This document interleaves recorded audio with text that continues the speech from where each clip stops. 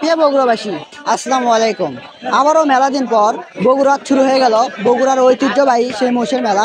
তাই মূলত এই মোষের মেলা লাগে বগুড়া জেলা সাধারণপুর উপজেলার সেই কামারপাড়া বাজারত। তা এই মোষের মেলার কি কি বিখ্যাত জিনিস আছে সব কিছু দেখাবো আপনাদের এই ভিডিওর মধ্যে।